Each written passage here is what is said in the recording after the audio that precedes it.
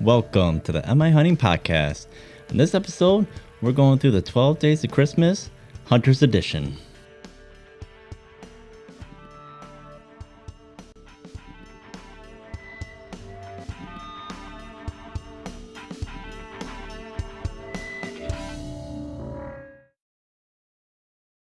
All right, welcome to the Am I Hunting Podcast. Thank you for listening. Thank you for tuning in as always. We are a week away from Christmas.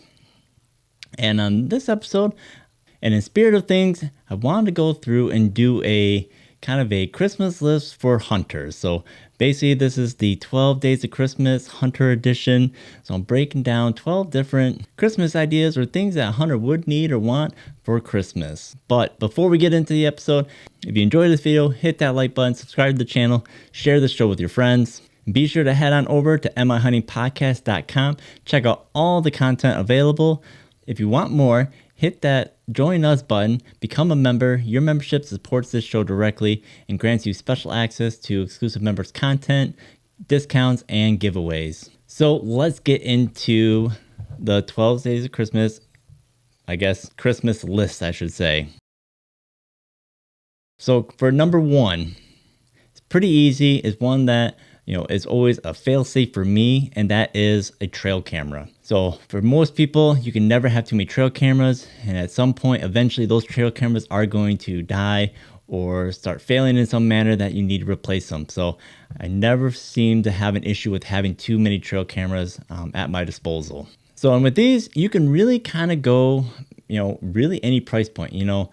I really don't ever think I would ever complain about getting a trail camera if it wasn't a brand I typically ran, or in an instance of, basically if it was a cheaper trail camera versus a high-end trail camera. So typically what I like to do is for any of the cheaper ones, I like to buy ones that are $30, $40, $50, and those are a lot of the ones I run on state land. I've mentioned in a previous episode that I did have one of my trail cameras stolen off of state land, and that's part of the course of what happens sometimes, unfortunately, is that you can't always trust everybody.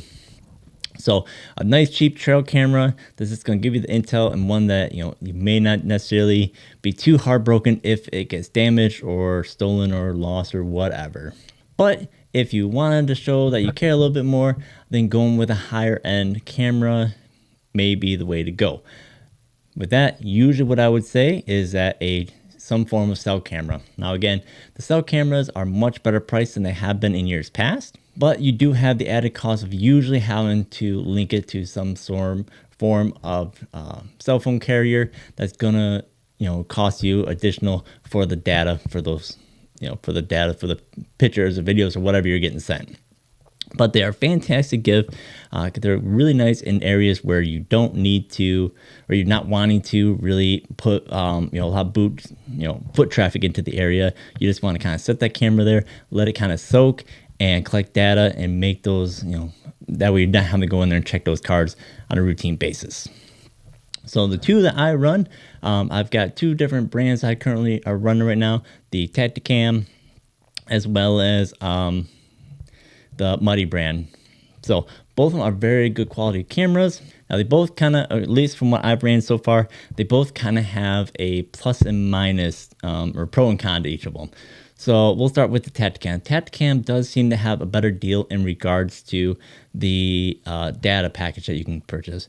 If I remember correctly, I believe it's like $100 for me for a year for unlimited data or unlimited pictures essentially. So I went with that one, just knowing that I was going to run that camera much longer. The Muddy does have more stiff pricing in regards to the data plans.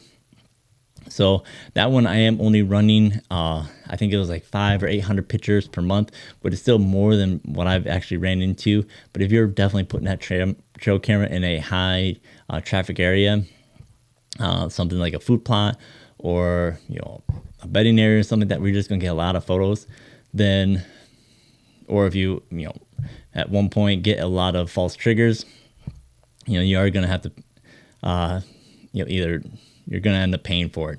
So So the Tacticam does have a better package deal. One thing I will say is that the Muddy camera, it runs off of the Stealth Cam platform or their mobile app for the for viewing the pictures and whatnot, and it does seem to have some better AI automatically built into it, where it will automatically track what's on the camera. So if it's buck doe or some other type of you know, animal or whatnot, and it does seem pretty accurate. So if you want to start isolating some of those pictures, you don't have to do it manually. It's going to start doing it already for you, for better filtering of where you're only looking at the pictures that you want. If you want to spend the extra money on the cell cameras, they're a great investment. They're a great tool to utilize in the field, but any cheap trail camera really does the trick as well. All right, on to gift idea number 2. So this is some form of e-mapping app or a membership to a mapping system. When it comes to, especially if you hunt public land, these are worth their weight in gold, which I guess they don't really weigh anything, but they are one of the most important tools I feel for anyone that hunts public land in regards to looking at maps, determining where you're going to hunt, being able to track distances, mark pins of key areas that you want to focus on, and any type of game that you see, or highlight where your hunting stands are, game trails, scrapes, rubs, whatever type of data you want to keep track of. It's one thing to be able to kind of scout an area and then to kind of remember what you saw and what you're looking at. It's so much better to be able to drop a pin and then look at it later. That way you can kind of zoom out, start looking at the bigger picture, especially if you're dealing with a larger area. Now, if you hunt private land, these are not out of the question as a good tool for you as well.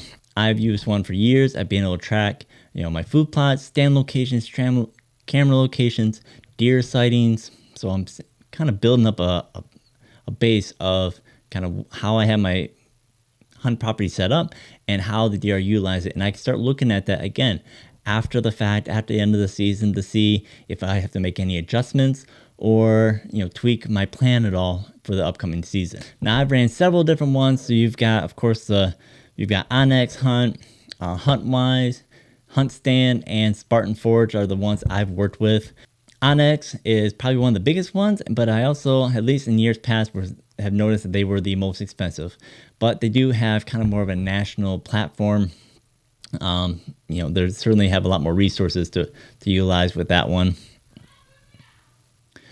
HuntWise is another good one. Their mapping system's all right, but the one thing I will say is their movement predictions are pretty good. So they work with Jeff Sturgis, who kind of helped develop those algorithms. He's with Whitetail Habitat Solutions. He has tons of YouTube videos and whatnot. So he's kind of built in his data in regards to that hunt prediction. So it is pretty good, and it gives you a lot of good information. HuntWise is the one I've used the longest. They've just now upgraded to having a rut prediction model as well. I actually didn't pay for the upgrade for that one because I was working with a different app at the time. But that's the one I've utilized the most. It does seem to have the most options in regards to being able to have the most available types of pins you can put down. You can color coordinate them much better. Also has basically a breakdown of different harvests, so you can track harvests individually or sightings individually as well. I do like that feature. Pricing is not too bad either. And then the newest one this year I've used was Spartan Forge. Again, I wanted to look at some of their mapping systems and then also their hunt prediction. Again, their hunt prediction model is based off of decades of research on how deer move and in the conditions that they move. So that's something that I want to try out this year. Now, it does seem like they're continuing to develop their mapping system. They've added a new type of map where basically it's you don't have your typical like topo breakdown. They actually have where you can actually look at the slopes and actually a kind of like a radar model of what the terrain actually looks like.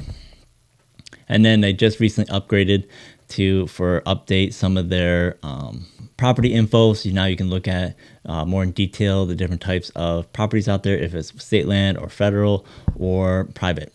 So one of the easiest thing to do is to basically, you can get like a gift card for them, or basically a prepaid card for a membership, or pays for a yearly membership, and then they can set that up on their own and utilize it for the seasons to come. All right, so number 3.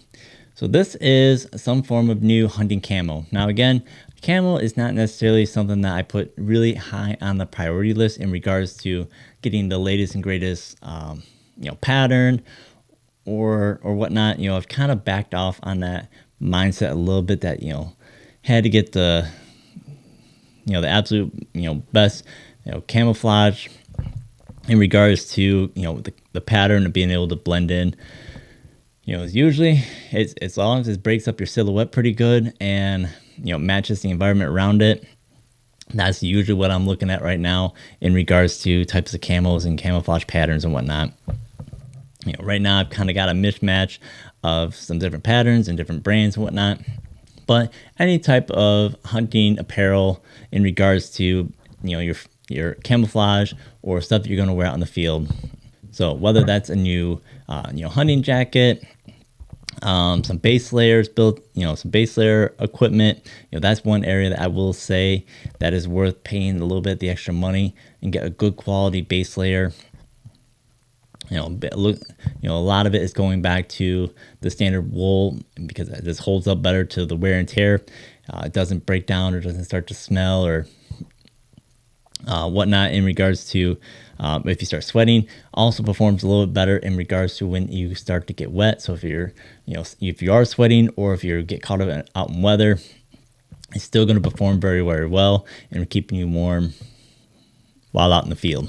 And of course, always hats, gloves, those types of things are always good ones. I never seem to have enough pairs of either thick, heavy late season gloves, or especially the thinner kind of mid season gloves. They're just kind of for those a little bit cooler days, but you don't want a big, thick, heavy, bulky glove. But if you are looking at getting your special hunter an upgrade on their hunting clothing, one thing or one brand I would recommend I've ran this year would be the Origin Hunt line.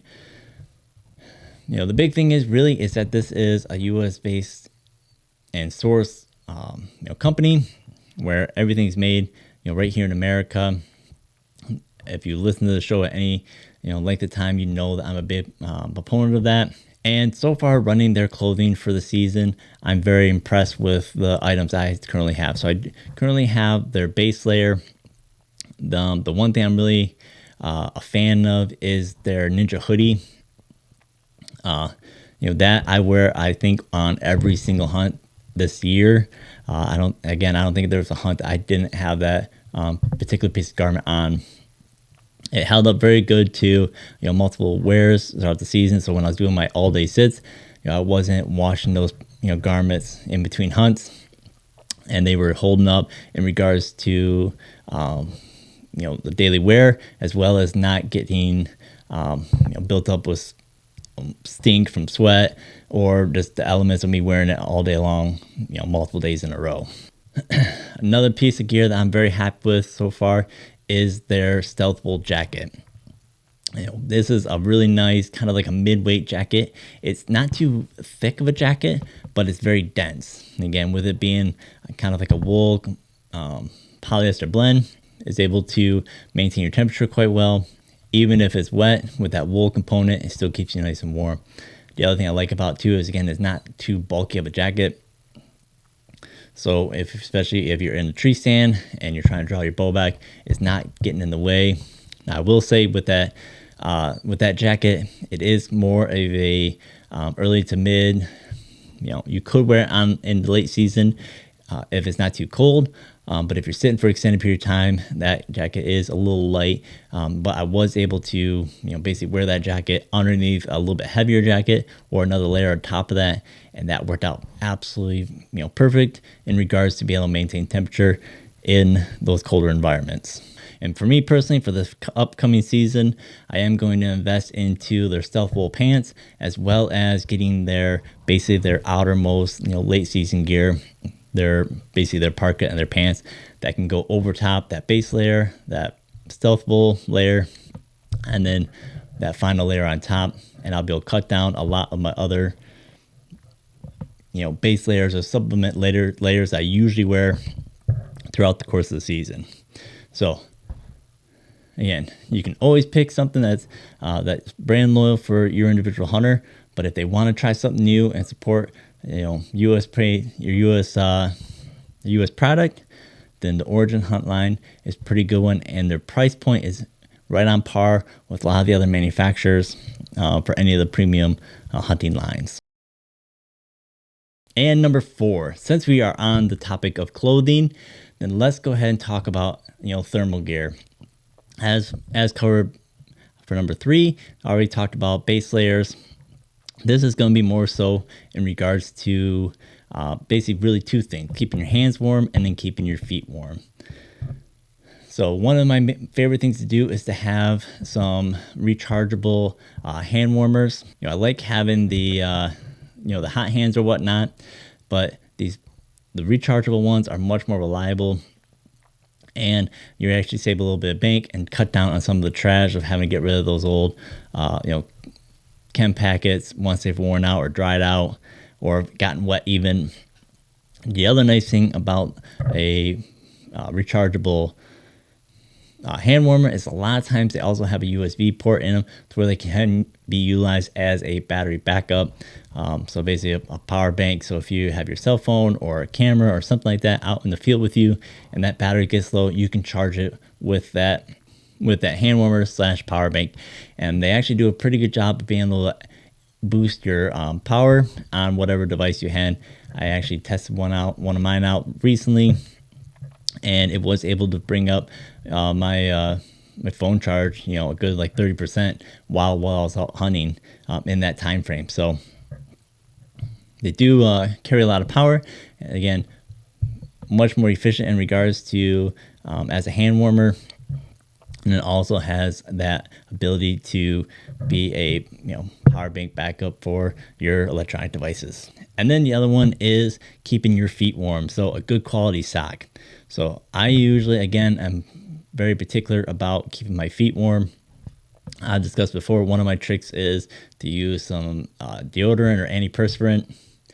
Mostly antiperspirant. You don't necessarily need deodorant to put on my feet to keep them from sweating, getting my socks wet, and ultimately getting them cold once I've been sitting out in the field for a few hours. Usually I'm layering quite a few pairs of socks. Usually I'm wearing about 3 different layers of socks, usually a very lightweight sock, followed by a nice wool sock, followed by an even bigger, thicker wool sock. But the one nice thing, especially for the all-day sits or if you're in a very extreme cold temperature setting, is having some form of electric socks. So I currently have a couple different pairs of the battery powered ones that use this basically little 9-volt batteries.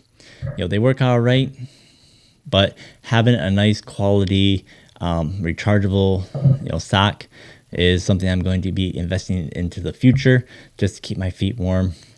And having something like that, again, rechargeable, not wasting on batteries or buying more batteries from the store. You can always have them charged up, ready to go for your next hunt. And many of them now run right off of a phone app, so you can check and see. You can really dial in to actually how much warmth you need and how much battery life you have on those particular socks. All right, number 5. So this one is going to be a bit more on the pricey side. This is going to be some form of new tree stand or mobile setup. So there's been a lot of advancements in regards to the different types of tree stands that are available that are much lighter, better design, as well as, especially if you're one that saddle hunts, there's lots of different options for that mobile type of setup, which is gaining a lot more popularity over the years. Especially if you're one that likes to hunt public ground and likes to bounce around or have the option to bounce around in that regard, having some form of mobile tree stand or saddle really is the way to go. So looking at the different types of mobile tree stands, you've got the new Beast gear that's come out. You've got Lone Wolf, Custom Gears, another big one. And honestly, those are really the only two big ones I know that are really, step up their game in regards to the mobile tree stand setup. Now, if you still want to hunt on a tree stand, those are some really good options. I, kind of looked at the different, items, and I know people that run those products and are very happy with them. Now, me, I've been running a saddle for a couple years now, and it's really, you've got multiple different companies. Again, you've got Tethered, you got Trophy Line, Latitude Outdoors, two bore saddles, Cruiser. So there's lots of different options there as well, and it really just comes down to picking out a saddle that you feel comfortable with. I ran the Latitude and was happy with that. Two bore is the one I really like now. Is their hammock style. Is very, very comfortable. Having done all day sits in it, it's really no complaints in regards to it. That hammock style does look a little big, a little bulky, but it is very lightweight. And there are a lot of straps and whatnot that are part of that bridge system. It looks kind of daunting when you look at it, but once you've set it up, then it all makes sense and this kind of flows into place. The other thing I want to talk about too, especially in regards to the platform, picking your platform that you like, as well as getting a good quality climbing stick, whether you're running a tree stand or a saddle, those I think are a bigger, or more important to get those right than it is to have, the actual saddle. So the one I want to really cover is the climbing sticks. I've basically ran 3 different sets. So I had the XOP style, which they were basically their standard length ones that they offered. I basically turned those into a permanent stand climbing stick. I've been running the Helix last year, and then this year I did get the new Latitude Outdoors, the Carbon SS or Carbon sticks, and I'm very much happy with those. I would almost argue that they are probably almost perfectly designed with everything from the ground up, really. How they grip onto the tree, their length, their durability, the mounting system for the rope, the amp steel rope that comes with them, the length of rope that comes with them, how you tie it in, how they grip the tree. Their aider system is very simple and cost effective. So for anyone that's out there looking for new climbing sticks, I would highly recommend the Carbon SS from Latitude Outdoors. All right, for number 6. So this one is for the archer. So this comes down to really just setting up with arrows or basically your bow equipment. So not necessarily getting a brand new bow. They do have a lot of the flagship bows out for the year. So if you were looking to get someone a brand new bow, if they've been talking that they need a new bow, then you could certainly go that route. This is mostly just getting those additional items that your bow hunter will need. So new arrows, if they're looking to do an arrow, setup change up or change arrows, or just need more, having, either lost some or broke some throughout the course of the year, getting set up with some fresh arrows for the year. Also looking at broadheads, again, I play around quite a bit with my broadhead selection. I know there's some other people that, like to change it up as well, but others like to tend to stick with their same broadhead that they've used for, a good number of years now. But if they are looking to do a different broadhead, then now's a good time to be able to, help them with that, especially if they're going with more of the reusable fixed head broadheads. There's a lot of companies that are out there that manufacture those, and the switch of going from mechanical back to the more durable fixed blade is on the rise as well. So if you have someone that's looking for that or make that switch, those broadheads, depending on the brand and the kind of the level of quality that you're looking to get, they can be kind of pricey. So it's definitely a one that you can kind of move up on your selection of how big of an investment you want to make, and the durability of how long you want those broadheads to be in service for that individual. So I've got several broadheads that are several years old that, basically all I'd have to do is kind of touch them up on the stone, run them through the strop, and they're good to go for another year. I've really only had about one of my newer fixed blade broadheads that I kind of had to just flat out retire because I basically drove it into a rock, and that tip was, something I could, kind of file down and use as a practice head, but I ultimately just decided that I was just going to take that one out of circulation and not use that one anymore. But for the most part, even some of these that get dinged and banged up just a little bit, you can sharpen back up, tune them up again, and then they're still good to go to continue to shoot. And then, of course, too, I like to run lighted nocks on all of my arrows, even my practice heads. I basically like to keep everything the same from between the arrows I shoot while in the stand, as well as my target arrows. So those lighted nocks are kind of expensive, and they do wear out a little bit and get beat up somewhat as well. So you sometimes have to replace them. So a few packs of lighted nocks. Basically those types of things. If someone's looking to get a new sight for their bow or a new stabilizer, or even if they've had their bow for a couple years and they need a new string put on, looking at getting some custom made strings for that bow as well. Again, a little bit higher quality in a lot of instances, and then also you can customize them with different color schemes to match the hunter's bow or personality. All right, number 7. So this one again is going to be higher on that price list.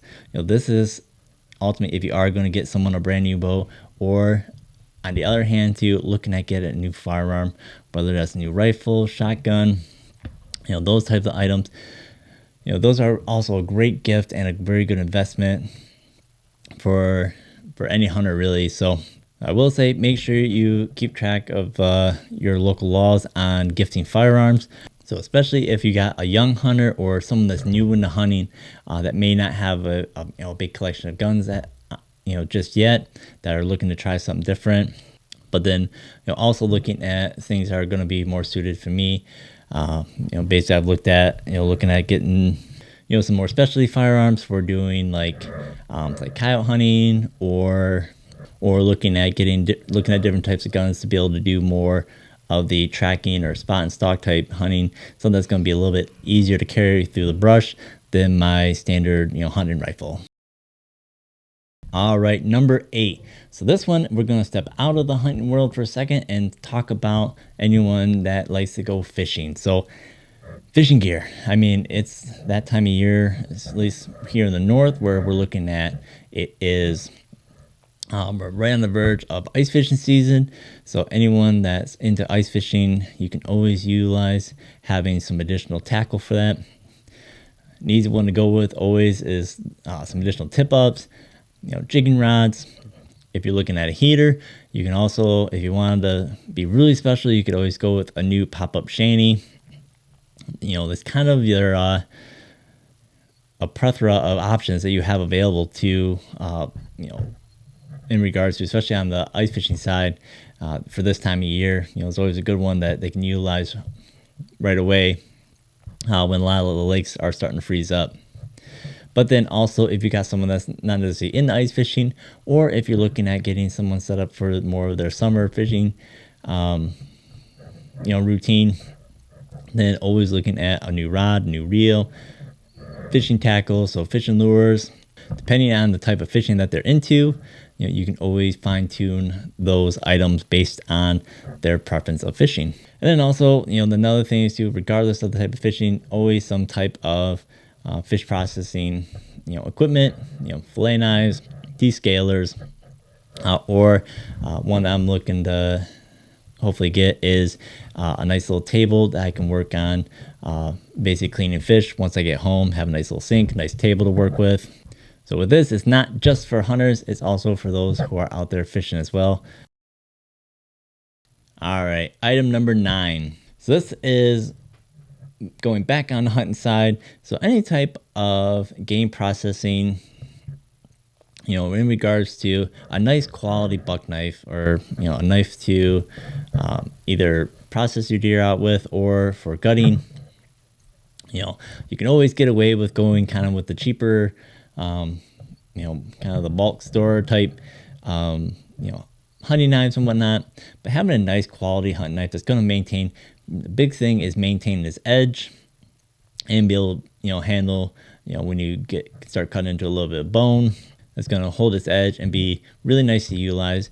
You can get into some of those knives that just kind of seem like they're unwieldy, or especially when you start getting into the meat of things, I guess, you start, feeling like you're starting to lose control of the knife a little bit. So a nice high quality buck knife.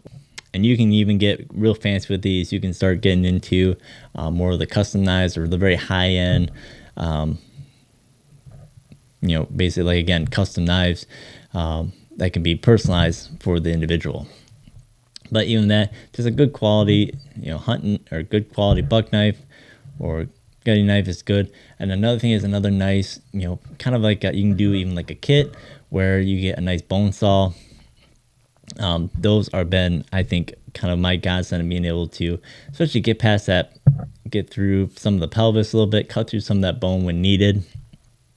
It makes it a lot easier than trying to do it with like a typical hacksaw or wood cutting saw. Something that's designed for it, cuts through that bone very easily, a lot more cleanly, saves you a lot of time and effort. And they've got little pocket held ones that are basically the same size as like a typical buck knife. So those are a great investment for throughout the course of the season that can be used year in and year out. All right, and for item number 10, so these would be any type of brand clothing. So in the hunting and fishing world, we are very brand loyal, and we like to show it.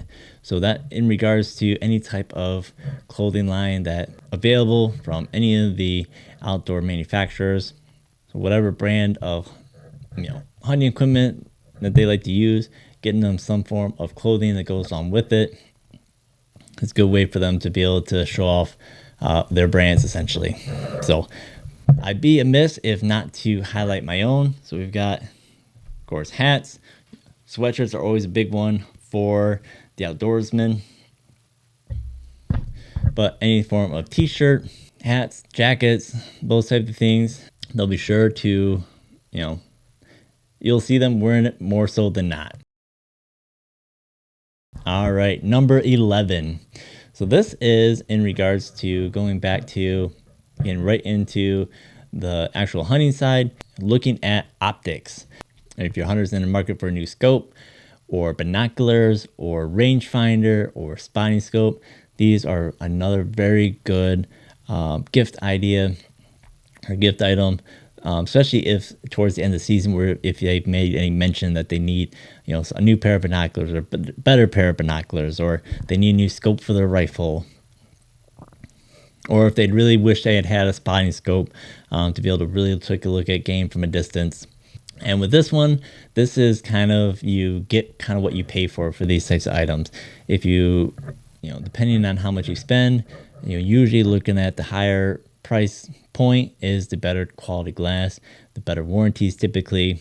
So, certainly I would say in this regard, spend as much as you feel comfortable spending on these types of items, because you get what you pay for in most instances. All depends on your brand. I typically just like to go with any form of quality brand. One of my favorites that I'm going to probably switch a lot of my stuff to as needed is Vortex Optics. They really seem to have kind of the best for warranty. I really heard about, at least from this form of manufacturer. They basically will exchange it out or replace anything, basically no questions asked. And I run their rangefinder, and I've had it for several years and been very happy with the performance of it, especially putting through the type of abuse I have put it through.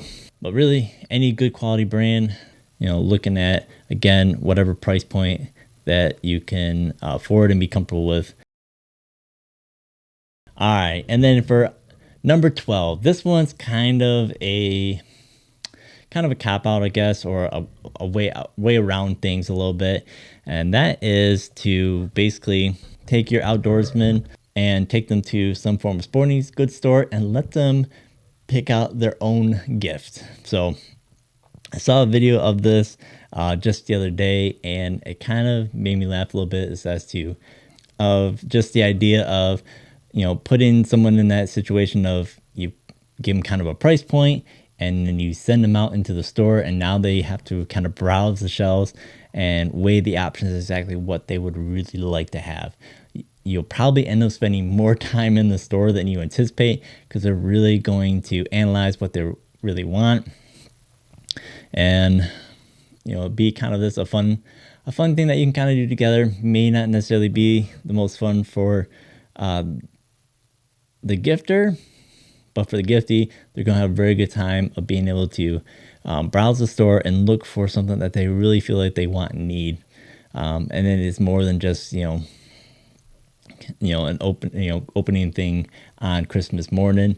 You can kind of make a little bit of a venture of it. So that's it for the 2023 12 Days of Christmas list, or I guess category list, I guess I should say, not necessarily true individual items. But these are certainly categories of items that would be sure to please anyone out there in the outdoor world, whether they're hunting and fishing. These are good items to always invest into.